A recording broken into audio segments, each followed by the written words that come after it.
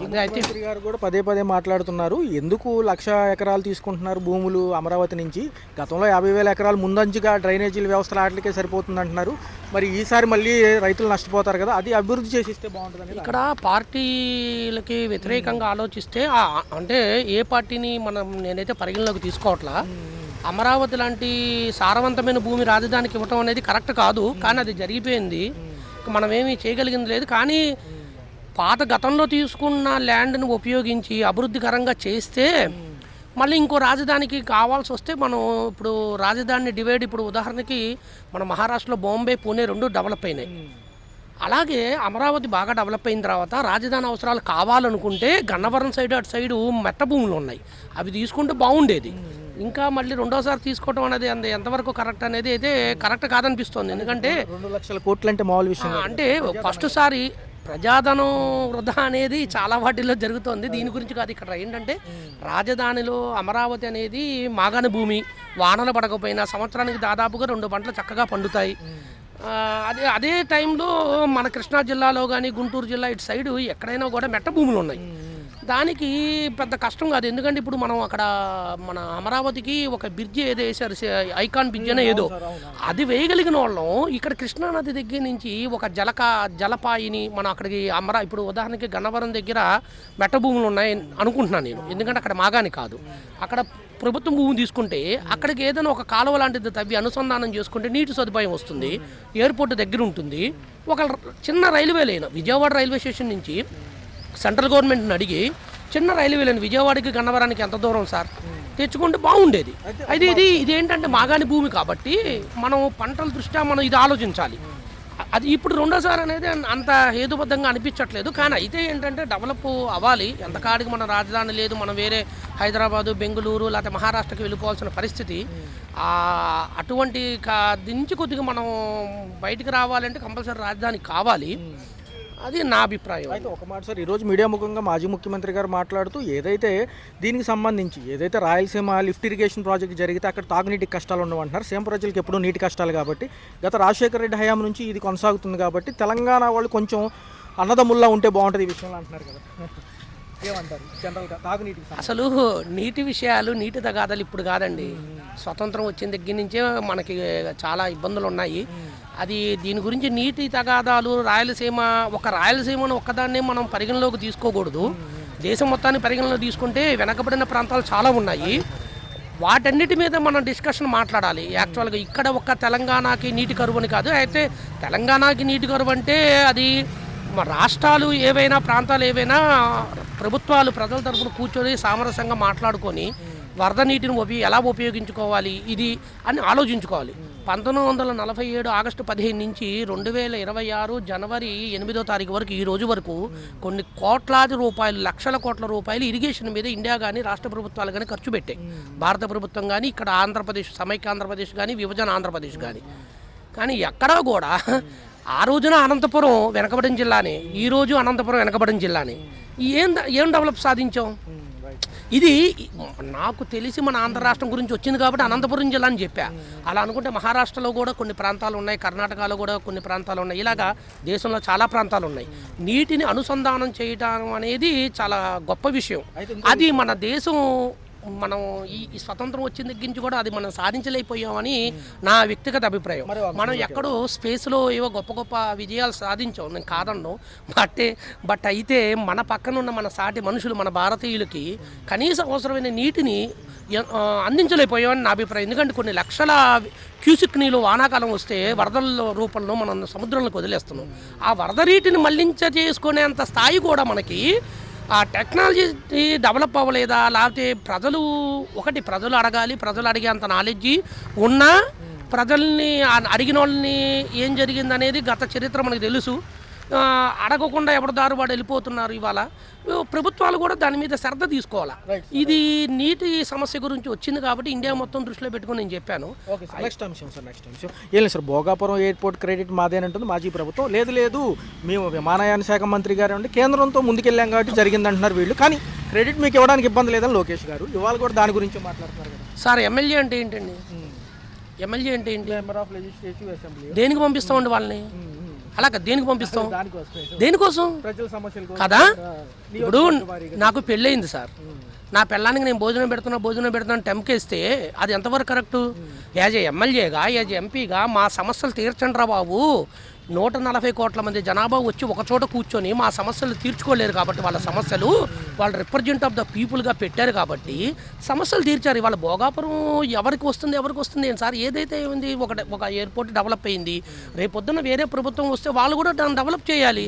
దాన్ని స్పోర్టివ్గా తీసుకోవాలి తప్ప నేను డెవలప్ చేశాను అసలు నువ్వు చేయాల్సిందే డెవలప్మెంట్ కదా. నీ పనే అది, అసలు నీ డ్యూటీ అది. టీచర్ డ్యూటీ టీచర్ చెప్తాడు, పాఠాలు చెప్తాడు. నేను పాఠాలు చెప్పాను తమకేసుకుంటాడా?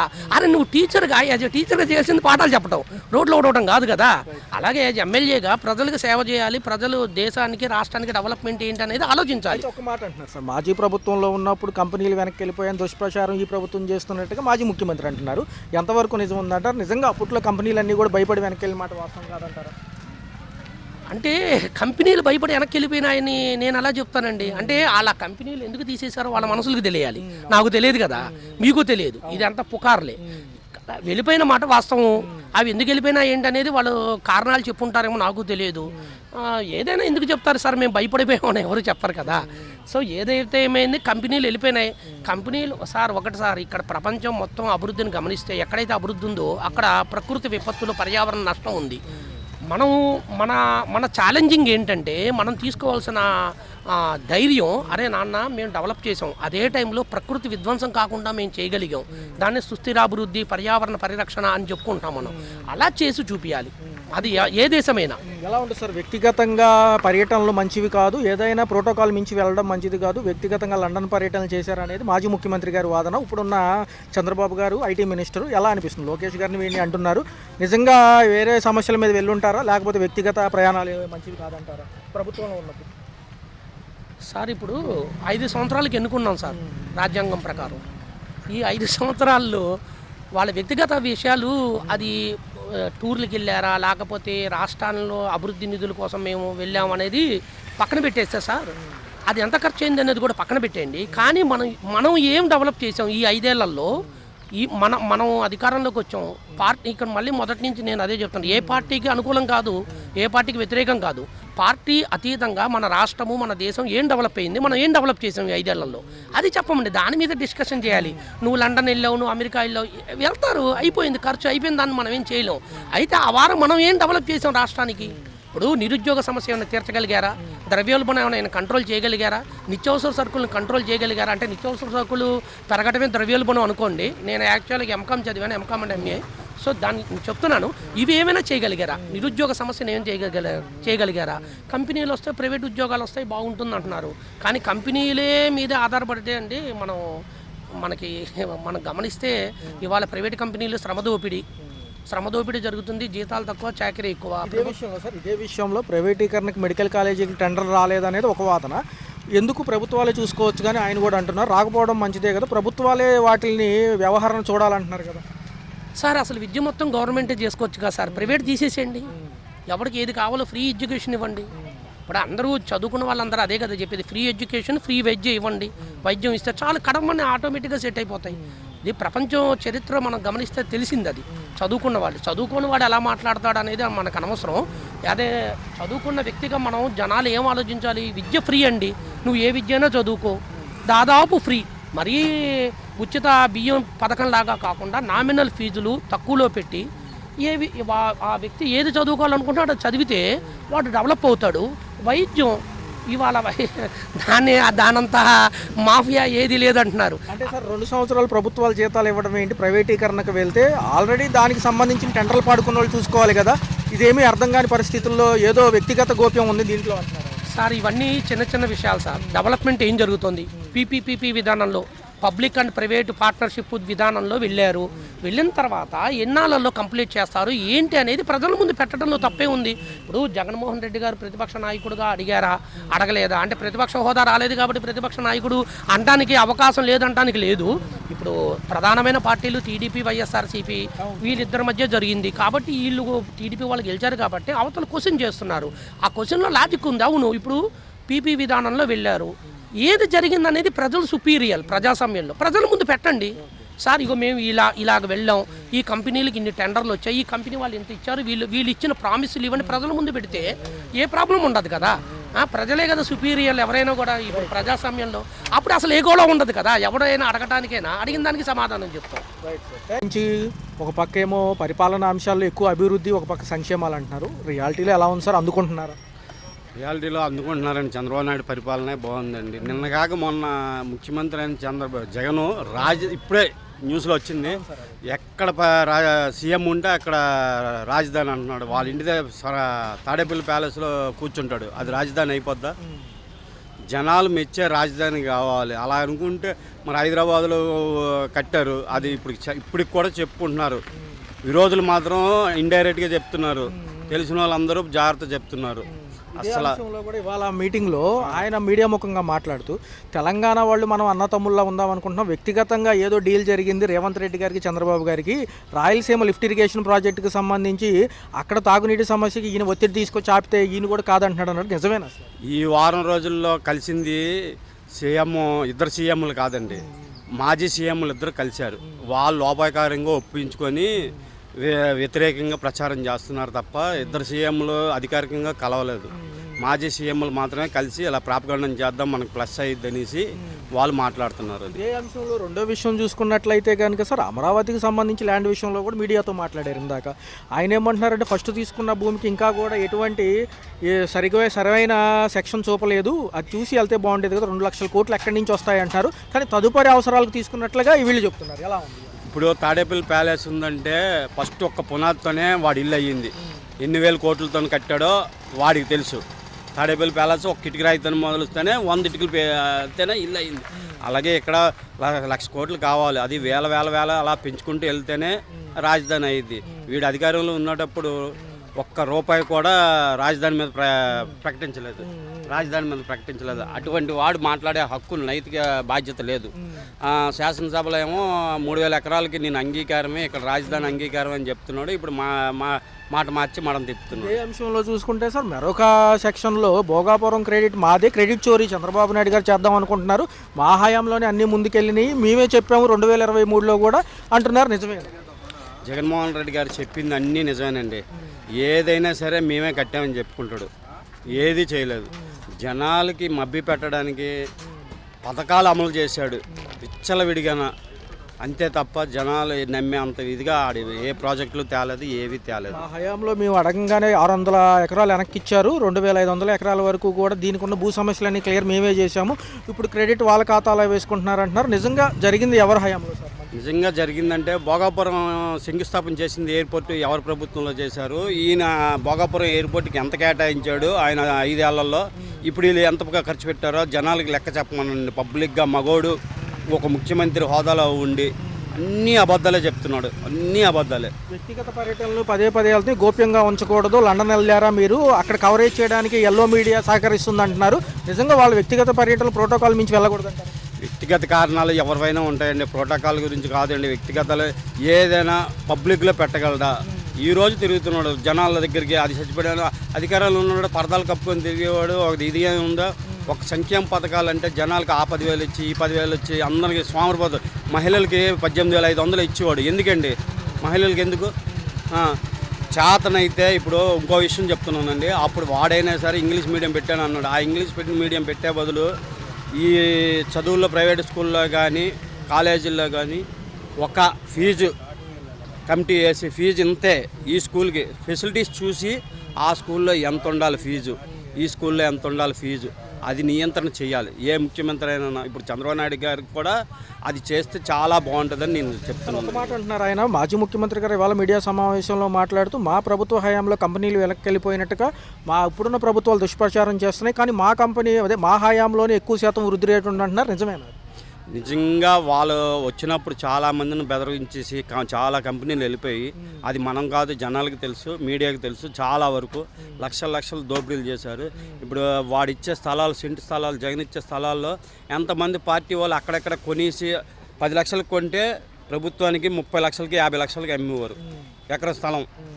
అది మరి దాన్ని బట్టే ఉంది ఇంకా. ఇదే విధంగా చూస్తే మెడికల్ కాలేజీ ప్రైవేటీకరణకి టెండర్లు సరిగ్గా రాలేదని మీడియా మిత్రులు అడగంగానే మంచి విషయమే కదా, అది ప్రభుత్వాలు చూసుకుంటాయి. ఛత్తీస్గఢ్లో ఉన్న ప్రభుత్వం కూడా అక్కడ మెడికల్ కాలేజీలు వాళ్ళే అక్కడ నిర్వహిస్తున్నారు, మరి ఇక్కడ కూడా వీళ్ళే నిర్వహించాలంటున్నారు. 17కు సంబంధించి ఉన్నాయి రాష్ట్ర వ్యాప్తంగా, అందులో 7 ముఖ్యంగా ప్రైవేటీకరణకి చేద్దాం అనుకుంటున్నారు కదా ముందు దశలో. ఎలా అనిపిస్తుంది, ఏమంటారు? 17 కాలేజీలు తెచ్చాడు, పెద్ద గంత సాధించాడండి. ఒక్కటి కూడా 100% పూర్తి అవ్వలేదు. ఆడ 5 ఎల్లాల్లోనూ ఈ ఏంటంటే ఒకటో రెండో 70% అయినట్టున్నాయి ఓ 3-4 కాలేజీలు. అది కూడా వీళ్ళు పూర్తి చేస్తున్నారు. మిగతా కాలేజీలో పీపీపీ ద్వారా చేస్తున్నారు.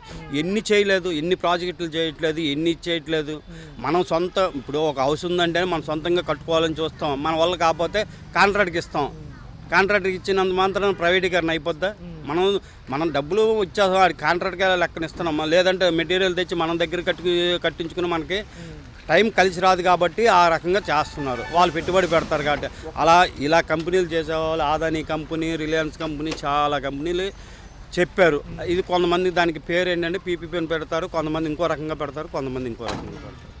రైట్ సార్, ఫైనల్ ఒక మాట, నిజంగా రాష్ట్ర భవిష్యత్తు కోసం మన రాష్ట్ర ప్రజల భవిష్యత్తుని తెలంగాణకి ఏమైనా తాకట్టు పెట్టారా చంద్రబాబు? ఏమీ లేదండి. ఇంకో విషయం, మన రాష్ట్ర భవిష్యత్తు కూడా బాగుపడాలంటే ఇంకో 5 ఏళ్ళు ఈ మనిషి వస్తే బాగుపడింది లేనిది, చెడిపోయింది లేనిది ప్రజలు గ్రహిస్తారు. వరుసగా 10 సంవత్సరాలు ఒకరికే ఇస్తే బాగుపడింది బాగలేనిది ప్రజలు గ్రహిస్తారు. 9 పథకాలు, ఇప్పుడేమో 6 పథకాలు. ఎలా ఉన్నాయి, అమలు చూస్తే ఎలా? పింఛన్ అన్నది 3000 అన్నది 3000 ఇచ్చిండు. అమ్మటే స్త్రీ శక్తి పథకం పెట్టిండు, బాగానే ఉంది. గ్యాస్ బండ్లు ఇస్తున్నారు, పిల్లలకు వేశారు అవి. ఇంకేం కావాలో అన్ని అభివృద్ధి చేస్తున్నారు, అన్ని చేస్తున్నారు. మాట సార్, మాజీ ముఖ్యమంత్రి గారు ఏమంటున్నారు అంటే ఈ భోగాపురం ఎయిర్పోర్ట్ క్రెడిట్ అంతా, భోగాపురం ఎయిర్పోర్ట్ ఎప్పుడు 2016లోనే జరిగింది. అది ఈ రోజు జరిగింది. ఆయన ఎందుకు చేయలేదు? ఆయన వద్దని ఆయన మీటింగ్లో చెప్పిండు. కానీ అవునా కాదు? వాళ్ళు మీడియా ముఖంగా మధ్యాహ్నం మాట్లాడుతూ ఈ క్రెడిట్ చోరీ చేయడానికి ఇబ్బంది క్రెడిట్ చోరీ అనేది జనాలకి తెలుసు. ఇవాళ ఏం పిచ్చోళ్ళు ఎవరు లేరుగా. ఏదో చూసుకుంటే ఎవరి వల్ల, నేను ఏ పార్టీ కాదు, కాకపోతే ఇవాళ పార్ల అభివృద్ధి అన్ని బాగానే చేస్తున్నారు. తండ్రి కొడుకులు, పవన్ కళ్యాణ్, కూటమి ప్రభుత్వం. ఇలా హయాంలో చాలా వరకు కంపెనీలు వెనక్కి వెళ్ళిపోయినాయి అని మా మీద దుష్ప్రచారం అంటారు. మాజీ ఎప్పుడు పోయినాయి వెనక్కి? అమర్రాజా అవన్నీ పోయినాయి. అప్పుడు చెప్పండి, మీరే చెప్పండి, మేము చెప్పేది కాదు, మీకు తెలుసు అవన్నీ. మీరు కూడా మీడియా ప్రతినిధులు కూడా దాన్ని ఎందుకంటే ఖండించి మాట్లాడాలి. నేను మాట్లాడుతున్నాను ఫలానా ఆయన కొన్ని చేసిండు, పర్లా చేయలేదంట్లా. సంక్షేమ పథకాలు ఇచ్చిండు, అభివృద్ధి అనేది లేదు. అప్పుడు తెలంగాణ వాళ్ళు మనం అన్నదమ్ముల్లా ఉన్నాము, నీటి వాటాకు వచ్చే తల్లి శత్రువులుగా మారకూడదు అంటున్నారు. వాటాలు కేసీఆర్కి ఇవ్వాలనే గుర్తొచ్చిందా? జగన్ ఉన్నాడు లేదా? ఎప్పుడు చంద్రబాబు నాయుడు మీద ఎందుకు కేసీఆర్? ఈ రాయలసీమ లిఫ్ట్ ప్రాజెక్టు కోసం పదే వాదనలు జరుగుతున్నాయి. నేను రిక్వెస్ట్గా అడిగాను. చేశారు, రాజశేఖర్ రెడ్డి చేసిండు, అందరూ చేసుకుంటూనే వచ్చారు. దాన్ని ఎవరు అధికారం ఉన్నప్పుడు వాళ్ళు చేయాలి. ఎవరు డబ్బులు కాదు కాయి, ప్రజల డబ్బులేగా.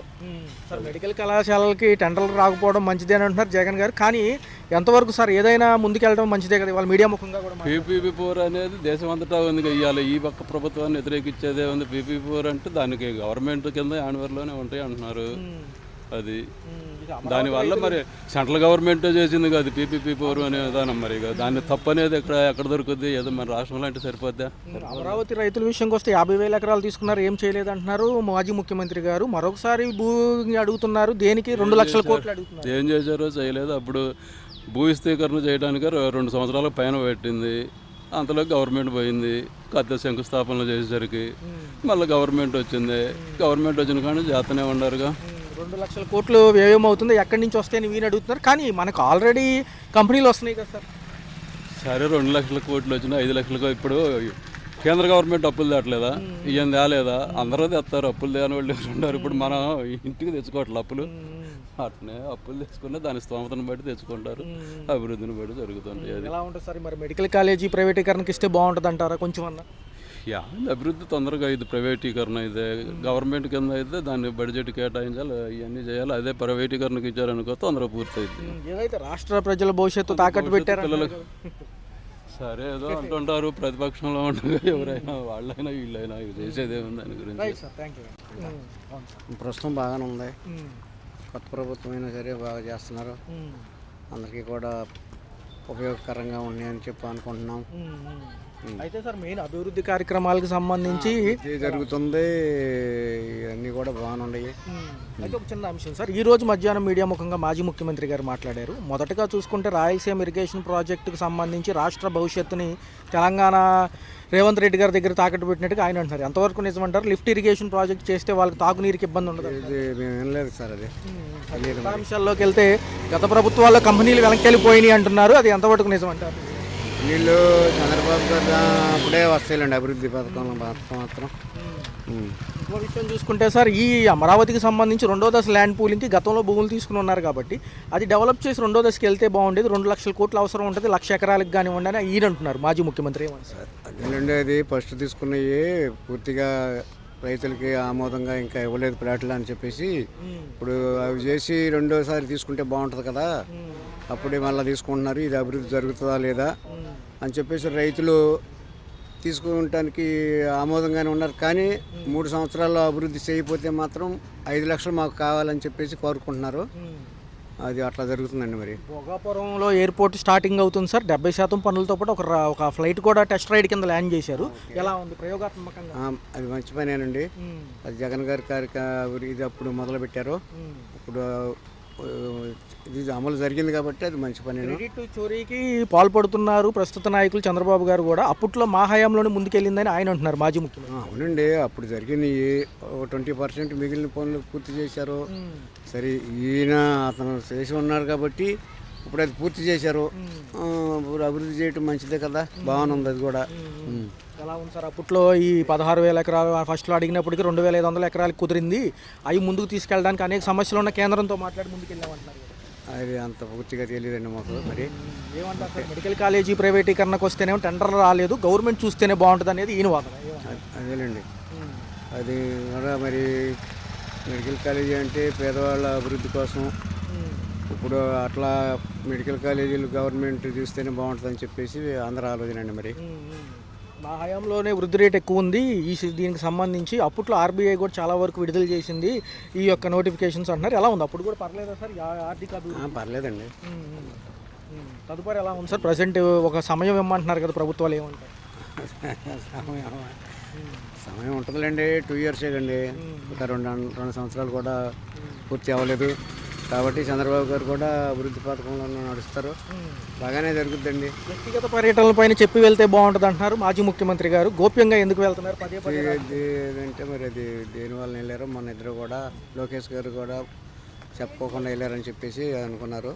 అది కొంచెం తెలియపరిస్తే మంచిగా ఉంటుందండి. ఎలా ఉంటుంది సార్? రాయలసీమకి ఆ ప్రాజెక్ట్ కడితే బాగుంటుంది అంటారా? ఏదైతే ఉందో లిఫ్ట్ ఇరిగేషన్ ప్రాజెక్ట్ రాయలసీమలో అంటే మరి ఆయన ఏమలో జరిగే కార్యక్రమం ఇప్పుడు ఆపారు అనేది, అది కడితే మంచిదండి.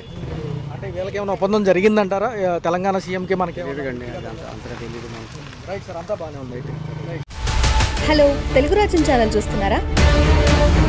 సామాజిక రాజకీయ జీవన చిత్రణే తెలుగు రాజ్యం. అతిశయోక్తులు అసత్యాలు ఉండవు.